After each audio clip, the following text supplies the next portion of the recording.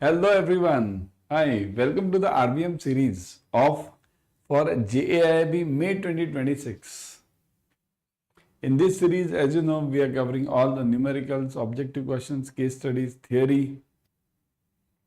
In fact, the series is for all the subjects, not only RBWM. I am covering RBWM, others are covering PPB, Indian economy, accounts. Okay? So watch it completely, complete series, watch it. Very useful, very useful. Means it will give you the insights of the exam. What all questions are repeated? All those are covered over here. So watch it completely, like the video. Okay, let's move on. Today I'll be covering credit scoring. Credit scoring means it is related to your CIBIL score. Okay, CIBIL as well as there are 4 companies: CIBIL, CRIF, Highmark, right? Then which is that? CRIF, Highmark, Experian and Equifax. So these 4 companies, so these are all related to a retail loan. So we'll be covering those. Various questions on them. Watch it till the end. Very important one. Some other general banking questions also I'll be taking. So watch it. Let's move on.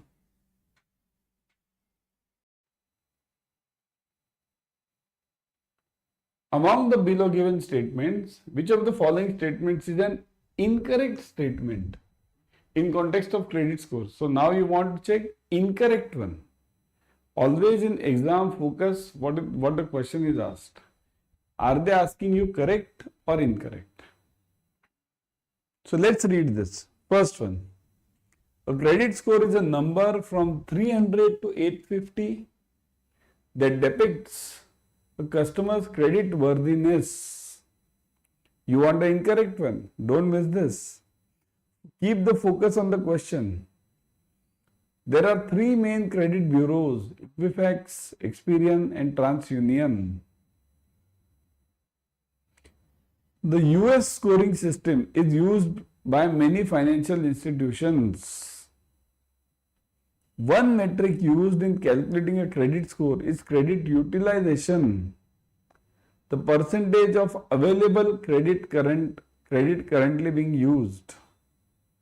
So now, which is the correct one?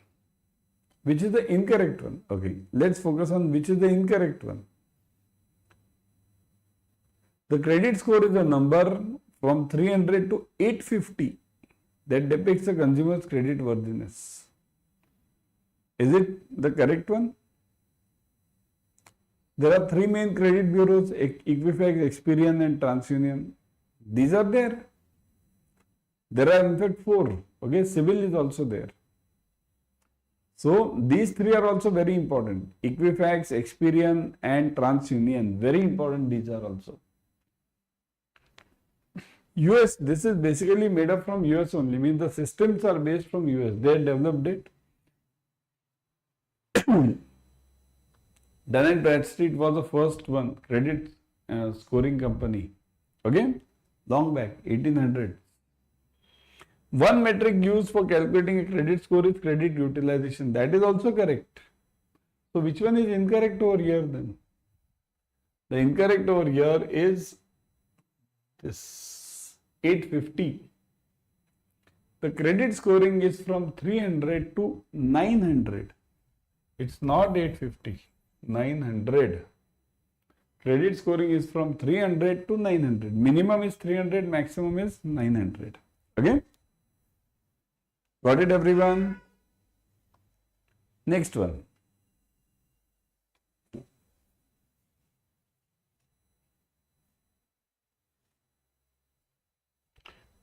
Which one of the following is not a credit information company approved by RBI? Which of them is not a credit information company? CRISIL, Experian, Equifax and CIBIL. Not. Focus on the question. Just now we saw 3 companies. Experian was there, Equifax was there and one more was there. What was it? So which one of them is not? Is it CIBIL? But CIBIL, you daily use it, CIBIL, isn't it? Equifax, just now we saw, it is there. Experian, it is there. What is this CRISIL? CRISIL is not a credit information company. It is a credit rating company. CRISIL is a credit rating company. Understand the difference. Credit rating works for credit rating. It works for corporates, corporate banks, corporates. They give the ratings to big companies like Reliance, Tata, big ones. So they will give the ratings.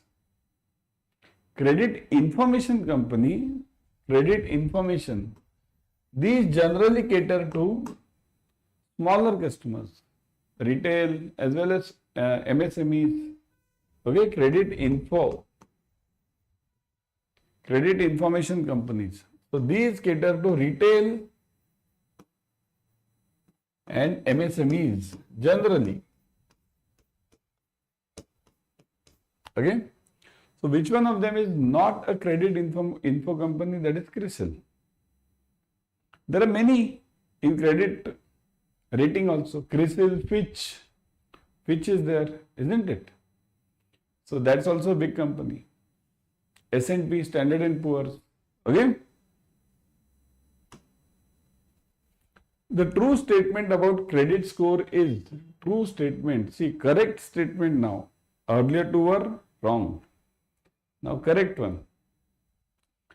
A. Authentic and final information for credit decision. Preliminary information for management risk. Indicative tool for managing risk.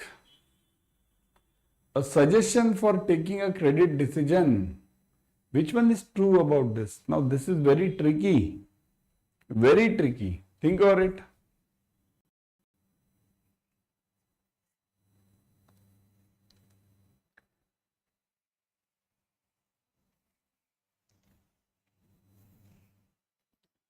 Think, everyone think.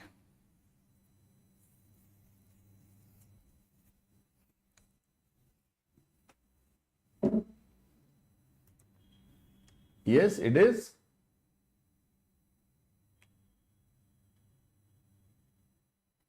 Authentic and final information for credit decision. Preliminary information for managing risk. Indicative tool for managing risk. Is it related to risk? Credit score. Is it related to risk? Or is it a suggestion for taking the credit decision? Credit decision.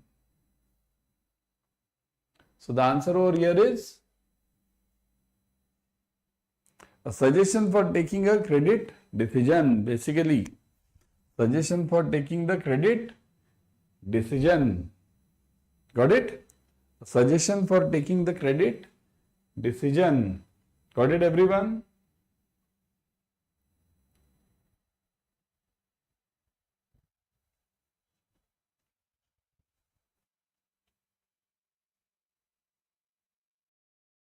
So now the next one.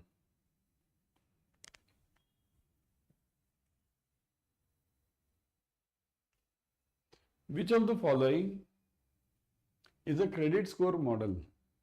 ARC TransAsia, CIBIL TransUnion, RBI credit rating, and all of the above. So which one is a credit scoring model? Kindly note, credit scoring model. Credit scoring is given by whom? Firstly, remember this. Credit scoring is given by who? TransAsia. Have you heard the name? Which are the four companies giving credit scoring? Just now we did it. Right? CIBIL, Experian, right? Then Equifax and Highmark. So CIBIL is basically CIBIL TransUnion. This is a combination. So that's why this is a model. Okay? Credit scoring model is given by this company. To have improvement in the credit score, which of the following cannot be used? Cannot be used. Cannot be useful to the borrower. So which of them is not useful? To maintain financial discipline, repayment of loan due to over leverage themselves and all of the above cannot be used. Pay attention, cannot be used. Okay, see, what will happen? If I maintain a financial discipline, what will happen? It means everything is in time, right? So I'm paying it in time. Everything, all my EMIs I'm paying in time. Then pay repayment of loan dues on time. So that is also important. So that will also improve my score, right? But over leveraging myself, what will happen? Because if I over leverage myself, what shall happen? If I over leverage myself, it means what? I am taking more loans than my capital. I am taking more loans than my capital. Now this is very dangerous. If I am taking more loans than my capital or than my net worth, it means I am creating a negative credit score. So this will never be useful to me. So which is not useful? C is the answer. Leveraging is always dangerous in life. What do you mean by this? Let's take a simple example. I am having, let's say, my salary is, let's say, for example, 50,000. After all my expenses are gone, here and there, all my daily expenses, children expenses, all my. Suppose, let's say, 20,000 remains with me or 15,000 remains with me for saving. And what do? I take a loan of 1 crore, some flat of 1 crore, some flat, some bungalows, anything, some property. Now this will be so risky for me, isn't it? Won't it be risky for me? Right?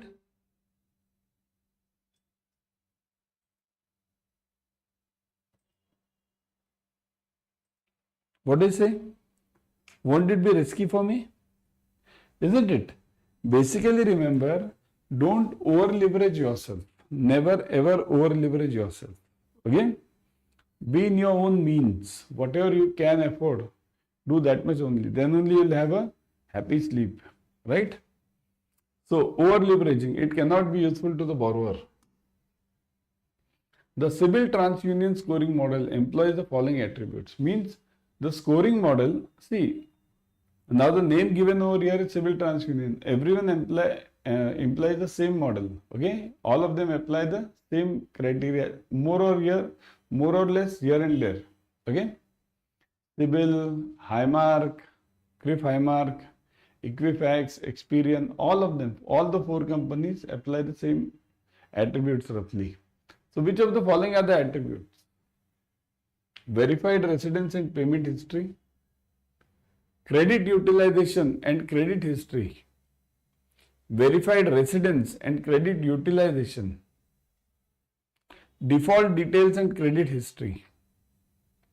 So which of them employs the, means which of the attributes are applied? See, now you have to check only one of them. There is no option of all of the above or anything. You have to get only one of them. So which one?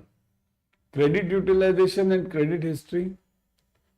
Firstly, does any CIC, credit information company, come to your house and check the do the verification of your address? No. So this is totally out.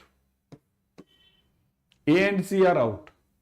Now what remains? Only these two, credit utilization and credit history, default details and credit history. So which one is checked? Now the best way is I will create option E, B and D, because this is the right option then, B and D, because it checks all the things. Your credit utilization also, how much credit you have utilized, how many loans do you have, then credit history also. Okay, a credit history includes your default also, whether you have repaid the loans on time, whether you have missed any EMIs, all this is checked. And how many times? See, once or twice if you miss out, once or twice, then it is taken for granted that okay, something might have happened once or twice. But if you are missing out on a constant basis, then it's considered that you are a intentional defaulter. Okay, So the answer is B and D, both. Got it? Which of the following is the first credit bureau in the world? My God, in the world. Now this question may or may not come to you in exam, but if it comes, then what? Because it's a part of your credit history only, CIC history only. TransUnion of US, CIBIL of India, Dun & Bradstreet and Equifax. Which one is the first credit bureau? It is, think. Many of us are typing this TransUnion or Equifax, but the right answer is this, Dun & Bradstreet. This was a first credit bureau. It was established in 1800 something. 1800 something, long back. Okay? And this company only, see, CIBIL was formed, when CIBIL was formed, Dun & Bradstreet, TransUnion, HDFC, SBI, these four companies came together and this CIBIL was formed. Okay? The most common mistakes in credit score will be due to, now think, this is very easy. You all think this is very easy. The most common mistake is what? The most common mistake is what?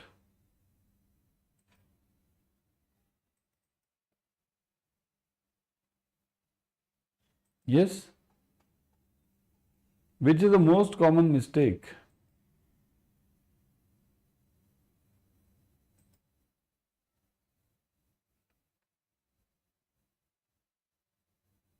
Confusion in names, human input error, identity theft. So the options are only 1, 1 and 2, 2 and 3, all 1, 2 and 3. Now firstly understand the concept. What is confusion in names? See, very simple. Vivek Kumar. There will be so many Vivek Kumars. So if this name goes to that person, that name goes to this person, then this is confusion in names. One Vivek Kumar will put all the details of his or hers on the other name. Okay? Then human input error. Now this is also an important part. Human input error means, see, this happens when we go from places to places. I'll give you the same example. Vivek. Okay?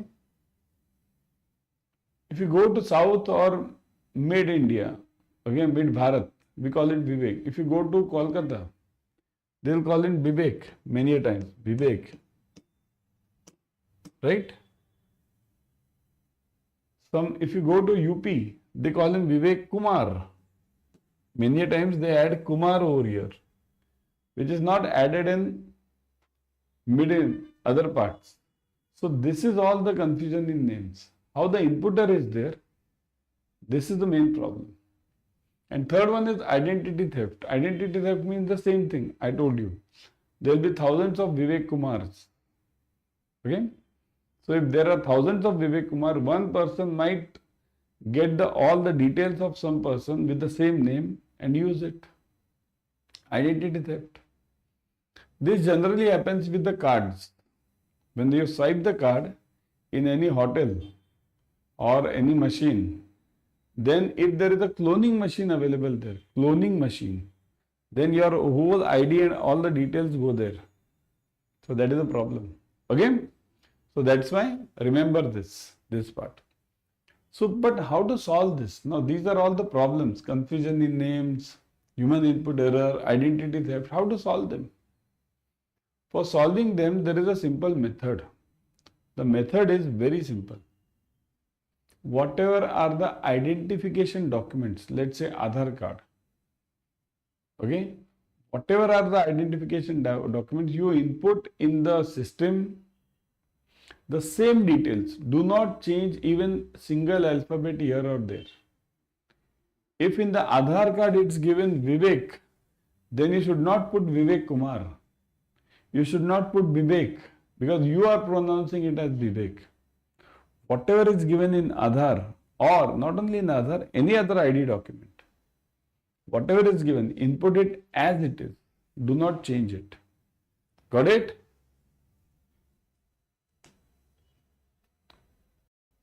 Which is the first credit bureau or credit information company in India? Just now we saw it in the world, Dun & Bradstreet. So which is the one in India?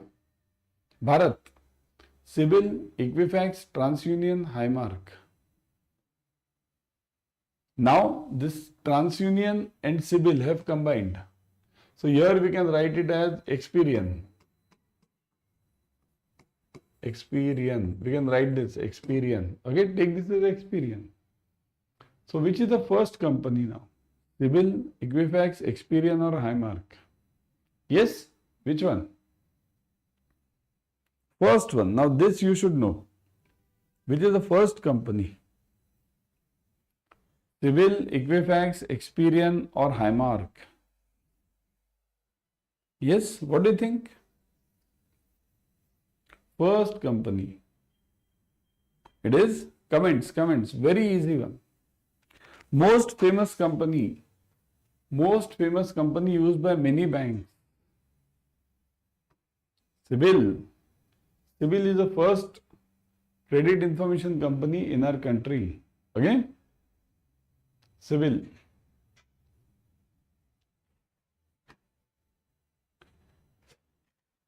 CIBIL is what? Credit Information Bureau India Limited is what? A public sector company, privately owned company, government company and society registered under Societies Registration Act.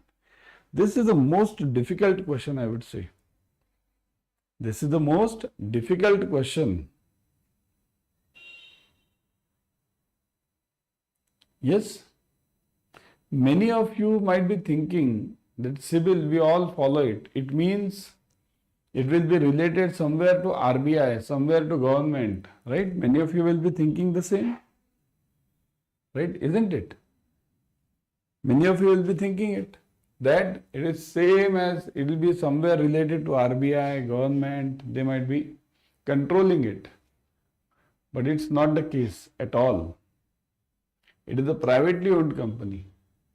HDFC, SBI, TransUnion, Dun & Bradstreet. 4 companies hold major stake in this. Okay? So it is not a government owned company. It's a privately owned company. In fact, all the 4 are private companies. All the 4. CIBIL, Equifax, Experian and CRIF Highmark. All the 4. Okay? Clear?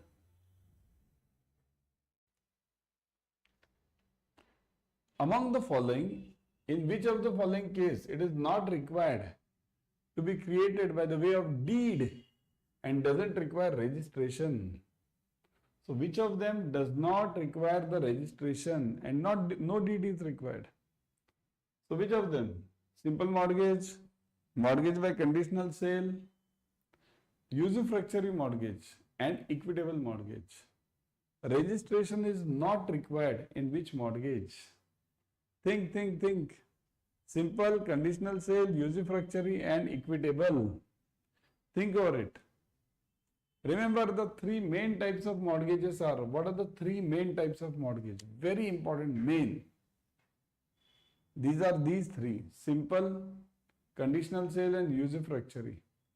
Everything else what you see, English mortgage, equitable mortgage, all these mortgages, these are under these 3. Okay?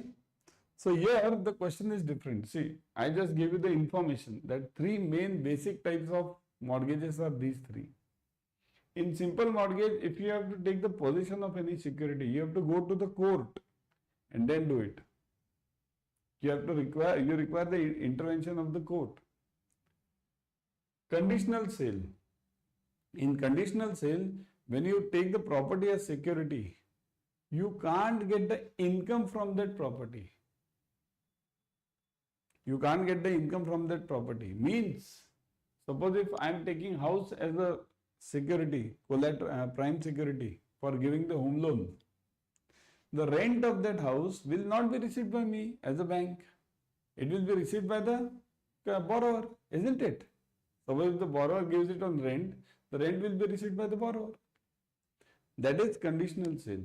And I can take the possession in conditional sale only when the customer defaults in the payment. Before that, nothing. Usufructure is similar to conditional sale, only the difference is in usufructure, the income from that flat, which I gave you earlier example, income from that flat which the rent is received by me as a bank, received by me. So that's why we don't do this usufructure. We are not allowed. How can you have the rent of the flat? We always do conditional sale. So this was just an information for the types of mortgages. But importantly remember, what is the answer does not require the registration. So which does not require the registration? Who does not require the registration? Equitable. Equitable mortgage will never require the registration. Never ever. Okay? That is just is hard lo. Give the documents, take the check, DD or NEFT nowadays. Among the following, which of the following statements are correct in context of financial literacy? Financial literacy. See, financial literacy is very important topic nowadays in banking, isn't it? All our Jan Dhan Yojanas, Pradhan Mantri Yojanas are for financial literacy only. So which of them is correct? Always focus on the question. What do they want? Do they want correct or incorrect? Financial literacy is the process by which people improve their knowledge and understanding of use of financial products and services. It is also described as one's ability to make informed judgments and take effective decisions regarding the use and management of money.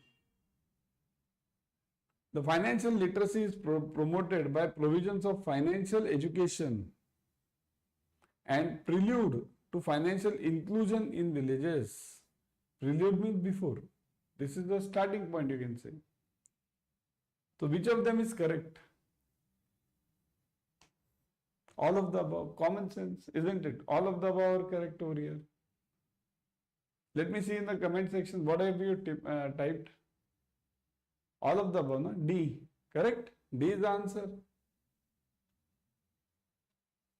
Among the following, in which of the following case it is not required to be created? Required is done, already done. See, this was the explanation. Mortgage is of three types: simple, conditional sale, usufructuary. Okay? Court intervention required. Conditional sale, the rent is received by the customer. Usufructuary, rent is received by the bank. But nowadays, kindly understand, equitable mortgage, we don't require the registration, but you have to give the notification at the end of the month to the sub-registrar nowadays. That has been made compulsory. Okay? Within 30 days, you have to give the notification. Among the following, which of the following statements is or are not correct? Focus, not correct. The relationship between the customer and the bank, when the bank lends the money to the customer, is the borrower and the lender, and thus a debtor and a creditor. So relationship between the bank and the customer is borrower and lender. Of course, who is the borrower, who is the lender, that we can check. Creditor, debtor. Who is the creditor? Bank is the creditor. Debtor is the customer. Borrower is the customer. Lender is the bank. So the relationship between the customer and the bank is debtor-creditor. So true, isn't it? Bank is the creditor, customer is the debtor. The relationship between the customer and the bank, when the customer deposits certain valuables, bonds, securities with the bank for safe custody over here, is bailor-bailey or and thus customer and trustee. Bailor-bailey, what is bailment? What do you mean by bailment? Everyone, what is bailment? Who can answer me? Bailment.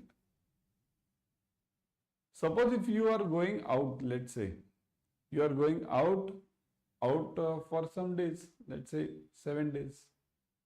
Okay? You have a bike or a car. Let's say 15 days you are going out.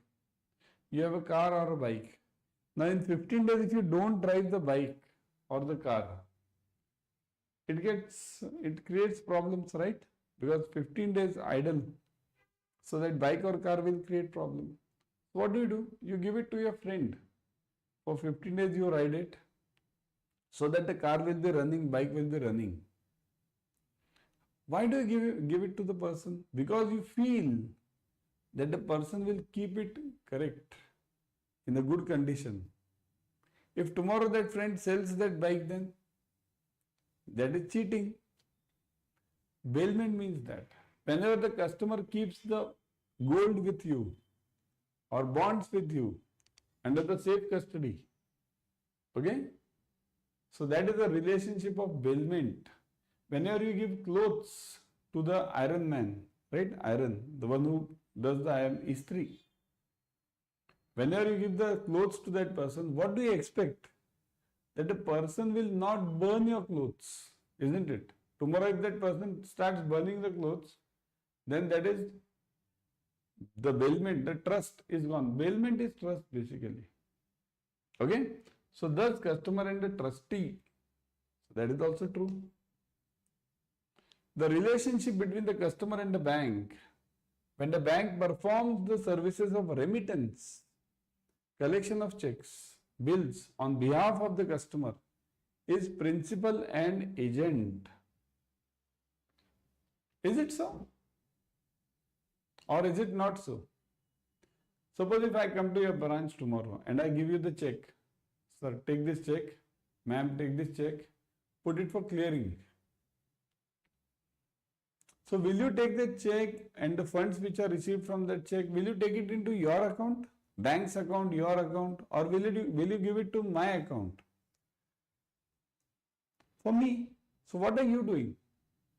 Who is the owner of this money? The owner of this money is me, because it's my account, my check. What are you? You are the agent. So I become what? Principal. You become what? Agent. So whenever we send the checks for collection or anything for collection where we have to collect the money, we act as the agents. So the answer is correct. So all of the above are correct. All of the above are correct. D is the answer. Got it, everyone?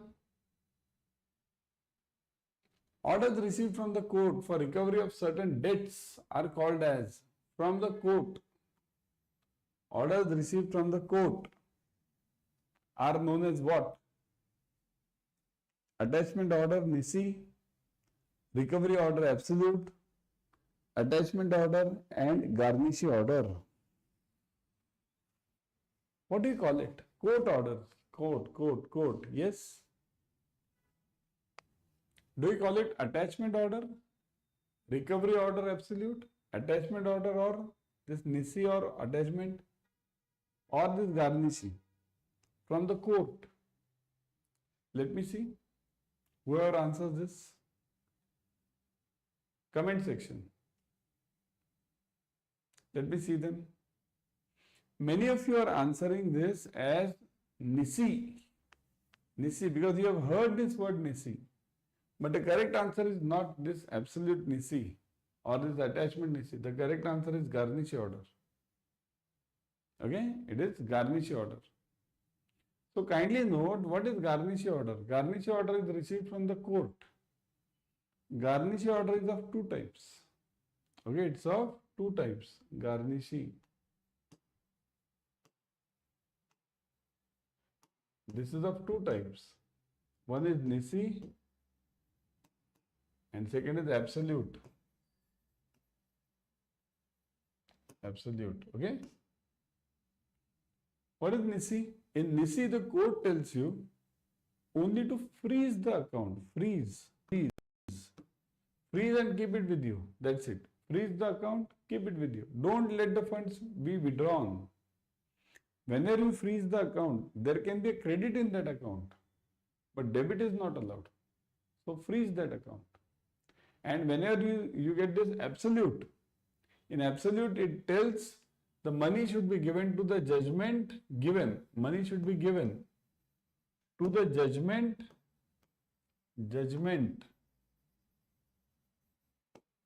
Okay, judgment. This creditor means debtor basically. Judgment debtor. So fund should be given to the judgment debtor. Debtor means who wants to recover the money. Court gives the order that yes, this person has a right to recover the money.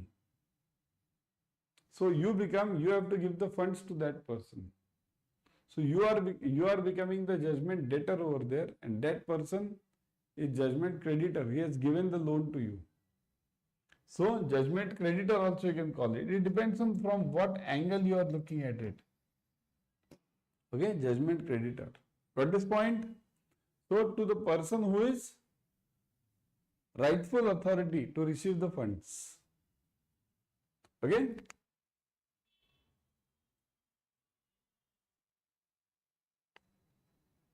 Among the below given statements, which of the following shows the correct advantages of ECS debit? ECS debit. Now, frankly speaking, ECS is not there in the banking now.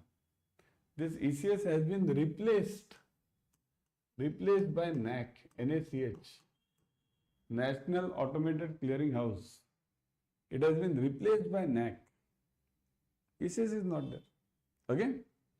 So what are the advantages of ECS debit? No need of issuing a check to the beneficiary for each payment, and debit is made automatically. No need for issuing the check. Okay? Payment defaults will not happen if there is sufficient balance in the account. No follow-up is needed by the beneficiary, as the payment will be received automatically based on the mandate. Hassle-free for the mandate issuer, as it saves the time for him or her for issuing the checks for each time. So which is the correct answer for the ECS? Is it all of the above? Yes, which is the correct answer? What do you think? All of the above. Got it? All of the above is the answer in this. Got it, everyone? Clear? Kindly note this. The same are the points for NAC also. If somebody asks you for NAC, same answer.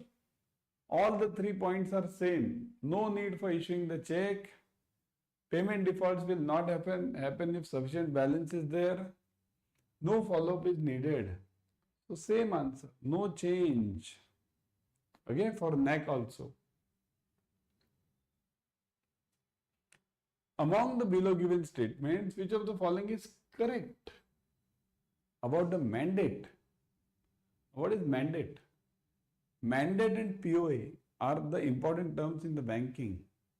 Mandate and POA. What is the difference?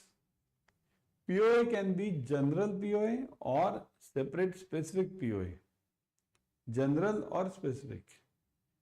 Means I can give a POA to anyone to operate my account, buy my property, sell my property, take a loan on my behalf. Everything POA can be given. General. And specific POA for specific account only. You are given the authority to operate the account of mine for 1 year. POA. Savings account only. You are given the POA for selling my property only. That is specific POA. Mandate is also similar to specific POA. But mandate is given only for the accounts. See, I can't give a mandate to anyone to sell my property. Specific POA, sell my property. Only sell my property. But I can give a mandate to somebody for selling my property. I can give it. So what do I have to do? Mandate is only for the banking. Operate my account. Mandate. Operate my account. That's it. Operate my account for savings. Operate my account for current. So that is mandate. It is given on the plain paper. Simple plain paper mandate is given. Mandate always has a time. Limited time. Short time. It can be for 6 months, 1 year, max to max. So, which of the following is correct regarding the mandate? The client notifying the bank that he has given someone else permission to manage the account on his behalf, right? The customer will notify you that, see, I have given a mandate to somebody to operate my account. I am going out for 3 months. I am going to USA. I am giving the mandate to my brother, sister, whoever it is, to operate the account. The client doesn't need to verify the signatures on the mandate and obtain them in the mandate letter. Not client, it should be actually bank. Bank doesn't need to verify the signatures on the mandate and obtain them in the mandate letter. So bank doesn't need to verify the signatures. Okay? Institutions can impose a mandate. Mandate can't be issued by an account holder with a direction to his or her bankers authorizing the person to operate the account on his or her behalf. See, can't be issued. Things are confusing. Read it properly. Take your time. I'll give you 1 minute to read this. Take your time. You want a correct one.